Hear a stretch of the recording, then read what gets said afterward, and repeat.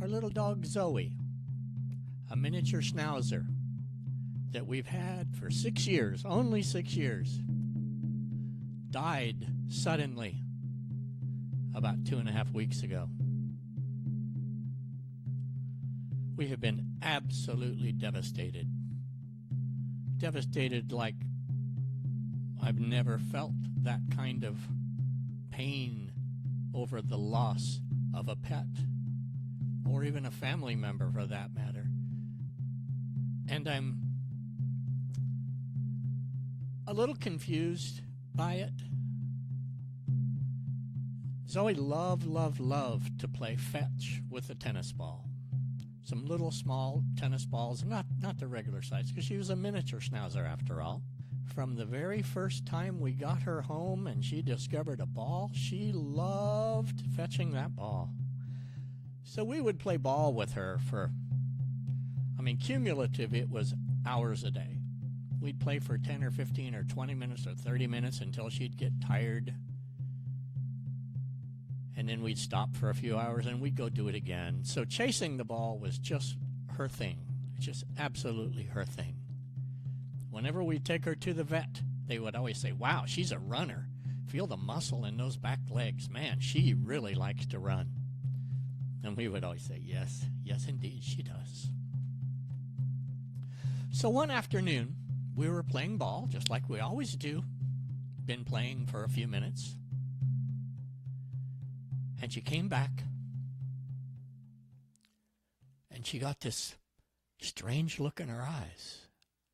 This look like something is wrong. Something is not happening. Something is not going well. And Debbie said, "Alexis, something's wrong with Zoe." And she went over and she picked her up. No eye contact. The eyes were kind of glazed and looking off into the distance. And then she would take a deep breath. And she was obviously having serious problems breathing. And she died. She died within 10 minutes of us playing ball. We were playing ball. And then she's just gone. Just gone. I tried giving her mouth-to-nose resuscitation to try to bring her back. But it didn't work.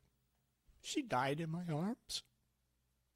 It was the most painful thing I have experienced ever in my life. My dad died a few years ago, and that wasn't as painful as this was. It wasn't as hurt. It didn't hurt me at the soul level, at the heart level. It didn't hurt like this. And to this day, even 2.5 weeks later, it still hurts so deep. So today I'm gonna channel. I'm gonna talk to my higher self. And I'm just gonna see where this takes us in regards to what it feels like when you lose a soul animal. Why did she leave so early? I'll be back in a minute. All right, that's better. I'm back now. Had to blow my nose, get some of the tears out of my eyes. You might also notice I added the Merkaba. Anyway, let's start the process. I'm going to go into channeling mode. And I'm going to talk about what it's like to lose a soul animal. I will not use the word pet, because they are part of our soul family. There's absolutely no question about it. There are pets. I've had pets throughout my life. I've had pets ever since I was a kid. Kittens, dogs. Had lots and lots of pets. Always loved those pets. But I never had an animal take up residence in my heart like Zoe did. So here we go. So what is a soul animal? As Alexis said, the loss of Zoe hit her in a way that she's never been hurt before. And why is that? What was it about Zoe? What was it about this fluffy little miniature schnauzer that got into her heart? Well, the answer is she got into her heart because of love. She came into the family of Alexis and Debbie in order to spread love, in order to show them the depth of love that they had never experienced before.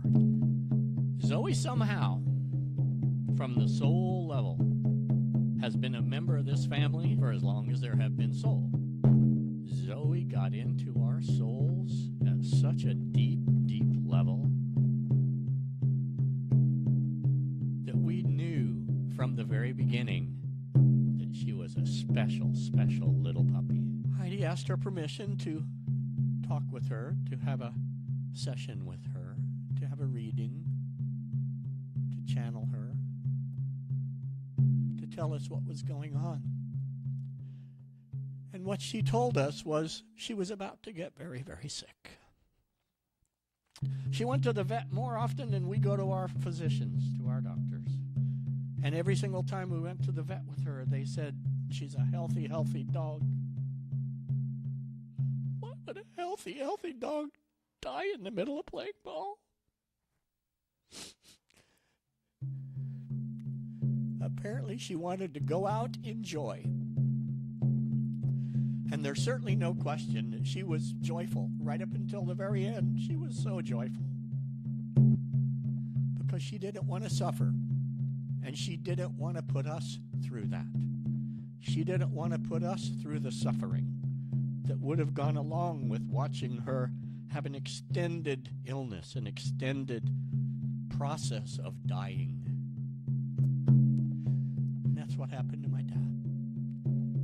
And yeah, it hurt. It hurt when my dad died. There's no question. But it didn't rip out my heart like it did when Zoe left so suddenly. Ripped my heart out of my chest and stomped it into the dirt. That's what it felt like. Why did she leave so soon? She told us that she made the decision to go quickly and suddenly so that we wouldn't have to experience her suffering, because her suffering would have been our suffering. I have the intuitive feeling that she was also here to teach us a lesson about the deepest, deepest love that we have ever experienced. The deepest, deepest love for an animal who is unconditionally loving, never, ever, ever did anything but love us. Anybody that's ever had a soul pet, a soul dog, a soul animal, a soul child knows how deep that connection is. One of my favorite TV shows is Downton Abbey. And on one of the episodes, one of the characters says, with deep, deep love comes deep, deep grief when that relationship ends. Even though we know that she's still alive at the soul level, the soul never dies. We can feel her. We kept a couple of her stuffed animals that she loved to play with to smell like her now. So we put those in the bed with us so we can smell her as we fall asleep. But let's go back to why did she leave so soon? And Debbie and I can both say already it has deepened our ability to experience compassion. Compassion for each other, compassion for those who have had similar losses in their life, compassion for those people who just have never experienced this level of love. One of my friends said, this is grieving on steroids, because it came so suddenly. There was no buildup. There was no warning. There was not ever, oh, by the way, your dog has a heart condition and it might kill her someday. No veterinarian ever said anything like that. So it just came out of the blue so suddenly. And yet, that was part of the lesson. Nothing is promised in this physical world. Nothing is promised in this life. Any of us could go just as quickly as Zoe went, just as rapidly, just as surprisingly, just as instantly. Any one of us could go at any second. At deepened our compassion, because Debbie and I look at each other with a knowing in our eyes now that that could happen to either one of us at any moment. And so it's about enjoying the moment, enjoying every moment, enjoying our love, our marriage, our compassion for each other. It's about passion. And unfortunately, it's also about loss, and it's about pain, and it's about hurt. Because those are emotions that we're supposed to experience too. For every one of those emotions makes us a stronger soul, teaches us lessons that we wouldn't have otherwise learned. Because it is through the lessons of learning about these emotions and experience these emotions and integrating these emotions and healing from the grief, healing from the trauma, healing from the hurt. These are things that make us better human beings, better people, more loving, harmonious, caring, giving, compassionate with a capital C human beings.